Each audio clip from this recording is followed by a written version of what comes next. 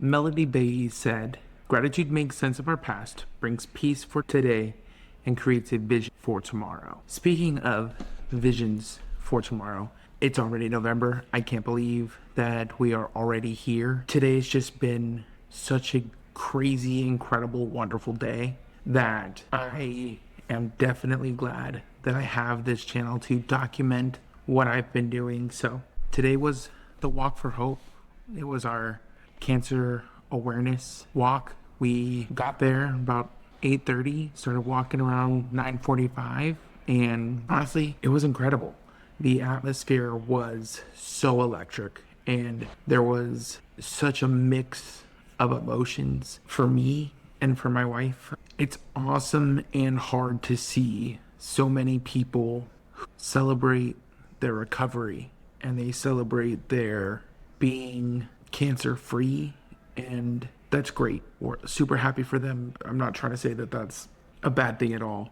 What I am saying is that it's hard knowing that my wife will never have that chance. You know, she was diagnosed stage 4 right off the get-go. It had already spread to different parts of her body. So we are in a managing the disease rather than curing the disease. So it's hard. It's hard to see all these people celebrate that they are cancer free and not feel a little jealous. And that might make me a bad person, but it's just what it feels like. It's hard to be in such a positive environment knowing that the person I care about most in this world will never be able to have that same feeling. So after the walk, we got our little medal here, and we actually ended up raising over $1,000 on Team Purpose. So that's huge. It was such a successful walk. And after that walk, we went to this place called Reset Mind and Body. We went to the one in South Tempe, and I can't tell you how incredible this place was. You go in there, you sign up. I paid ahead of time. It's usually like $50 a session. I paid $25 for a newbie promotion that they were doing. And they start with those Normatec boots on your legs, and they do compression therapy. Are you kidding me? That alone would have been worth the price. It was 15 minutes of just a compression massage on my legs. Oh, it felt so good. And then from there, we went to 15 minutes into an infrared sauna, which sits at 155, 158 degrees. And it just feels like I'm sitting in my hot car in the middle of summer here in Arizona. But it just felt good to get that sweat up and out and just sit there and clear my mind and just meditate on the day. And that was such a great experience. So after that, they have you rinse off, and then they immediately throw you into a cold plunge tub. And my mom dared me to do the coldest one, which is at 37 degrees Fahrenheit. And I got myself right up in there. I did it. It was about 30 seconds of sitting in there, and it was excruciatingly painful. It wasn't even my upper torso that was in pain.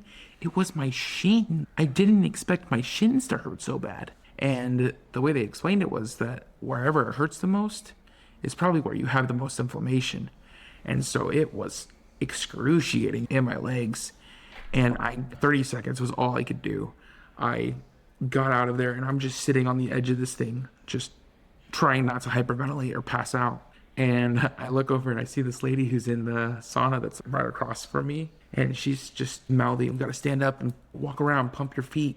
That'll help." And it was actually just a really nice experience to be in this place of healing and wellness, and everyone there was super nice. Nobody was super judgmental. Then after the cold plunge, you go right into a warm tub for some warm therapy. It's a hot tub, it's a jacuzzi, but it's not cranked up hot. It's just nice and warm. So going from the cold plunge to that was really nice. And then I sat in there for about 8 to 10 minutes, got out, back into the cold plunge, but I did the 47-degree tub.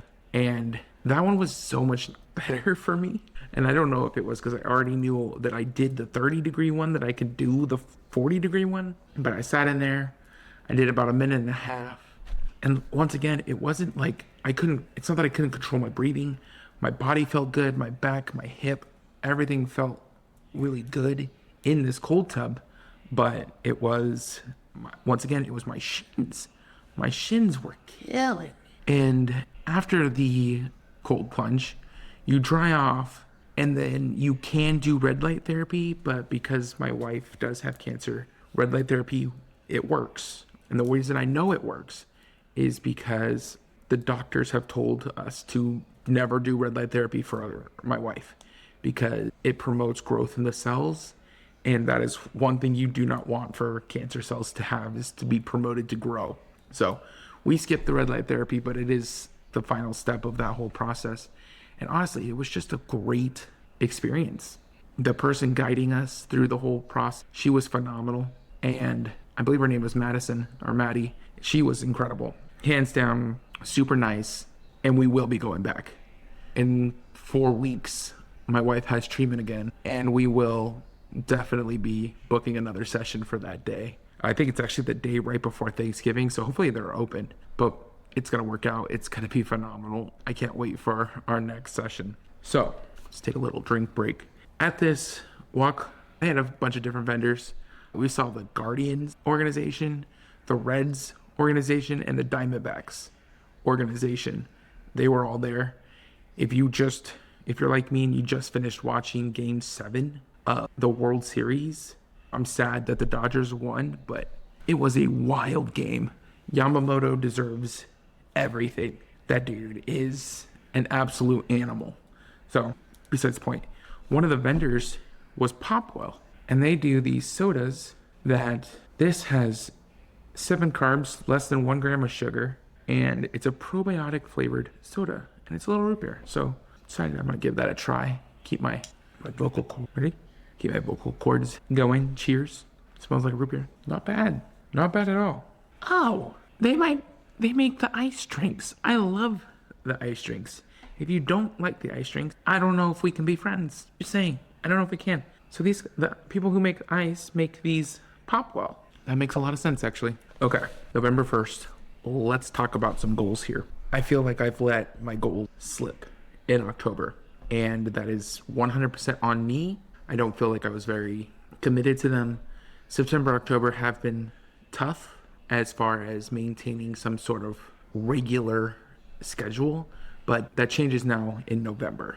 And I can't tell you guys how excited I am about that. So here are my goals for November. I want to lose 10 pounds by November 30th. I want to post 5 YouTube videos, long form. So every Sunday, I want to have a video out for you guys. I want to close all the rings on my Apple Fitness. And it's touchy because I really do want to get myself a Garmin watch. But since I don't have a Garmin watch, and I do have this, and I'm trying really hard to use what I have, even though this thing dies super, super fast on me, I'm going to try and close all my rings for 30 days. Today being the 1st. All right. Today being the 1st. There it is. Day 1 done. We closed that. So my non-negotiable goal this month, every single day, 10,000 steps. I know I've said my step goal before has been at a priority to me. I am dropping every other goal. 10,000 steps, my main goal. The YouTube videos, those are going to be a staple here, but I am going to do 10,000 steps every single day without fail in the month of November. In fact, I'm so confident that I will do 10,000 steps every day. If I miss a day, I need you guys to keep me accountable. If I miss a day, I need you guys to comment and tell me some quote unquote punishments or things that I would have to do if I missed a day. I'm so confident that I'm not going to miss a day that I am willing to put some skin in the game. I'm actually so confident to say that if I miss a single day of hitting 10,000 steps, I'll axe my legs. Just throwing that out there. Is that sufficient? I feel like it's sufficient. That sounds like it would suck.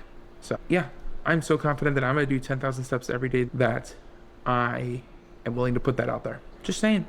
It's going to happen. I'm done. I'm locked in. We are locked in all winter. There's no bulking for me. I already got my bulk seasons out of the way. We are locked in on this cut. And I am telling you, 10,000 steps every single day. I'm literally excited about this. What is this channel doing to me? What am I doing to myself? I'm growing. I'm excited. Okay. And as a reward for getting 10,000 steps every day until the 30th, when I do this, I'm going to get myself a Garmin watch. I'm thinking the Forerunner 260. I think that's a good starter watch for the Garmin series. If you think I should get a different watch, let me know. Let me know what you think is the best starter Garmin watch. Just link it in the comments and I will bless you. Thank you.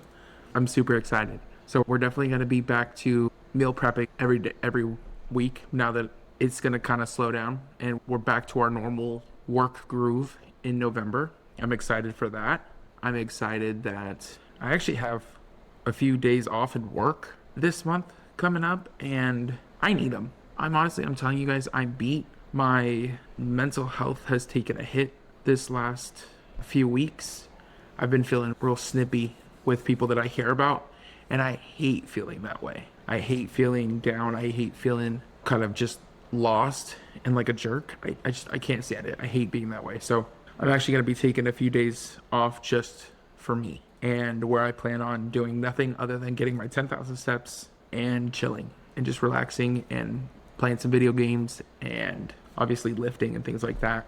I'm also thinking that now that I have completed my Walk from Hope goal, that I need to find another one. I need to find another goal another race of some sort to lock in on. I definitely don't think I want to do any turkey trots or December. Today was pretty eye-opening. I'm hurting from my walk. The recovery place helped a lot, but I'm definitely hurting. I didn't do a great job at being ready. I kind of slacked a little bit and it showed, but I want to do better and I want to do another one. So I'm going to look into getting maybe one in January, finding a 5K in January. That would be actually an interesting goal for January, or just 2026 is find a 5K every month.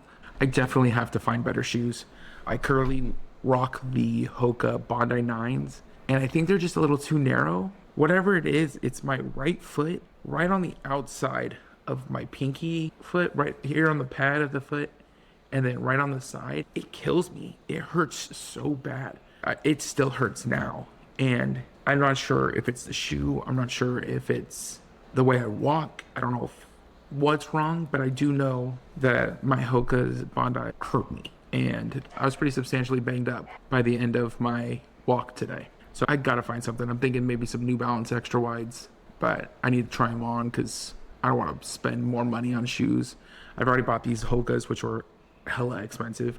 I bought some Asics that are nice, but they're not quite as cushy. They do feel better than the Hokas on these longer walks. I should have wore them today. I'm like, I spent the money on the Hokas. I want to use them. Maybe I just need to break them in. They're not the right shoe for me, I think. But I do need to do that. But yeah, I think that'd be a cool goal for 2026. Just do a 5K every month. I think it's totally doable. I saw a post today that said that running is the only form of sports that you can just brute force. Like the only way you get better is just going out and running and doing it. And as somebody who's still 494 pounds, running sucks. It hurts. It hurts a lot. And I would love to get a bike, but I just don't have the money for that right now. A bike would be super fun. I do love riding bikes. I love going on the stationary bikes, especially here at the hotels. But a bike that can hold me is very expensive right now. It's just out of the budget. But, there's just things that require my attention. Let's see. Is there anything else? I just want to thank you guys for the love you guys have been showing on this series about me trying to retire my wife so that she can focus on battling her cancer. I desperately want to be able to retire her and say that she doesn't have to work for any other reason than she wants to do what she wants to do. I want to be able to be like, look, I have all the bills covered. I have your insurance covered. I have everything that we could need. I want all our needs are met. You can stay home. You can do something part-time, do whatever you want to do to make you happy. I so badly want this, and it's going to happen. I have faith that this will be something that I can accomplish. I don't think that this would be a goal that I would want if I couldn't make it happen. But yeah, thank you so much for the love on that series. I will be doing a step tracker accountability series all of November, so you'll make sure you'll see those posts every day, and I'll show you my rings. But yeah, thank you. I appreciate you hanging out, chilling with me. And I'm sure that YouTube will have a great video for you right here. Click it, do your thing, come back, say hi later, and just know that I appreciate you. Have a great day. Okay, bye.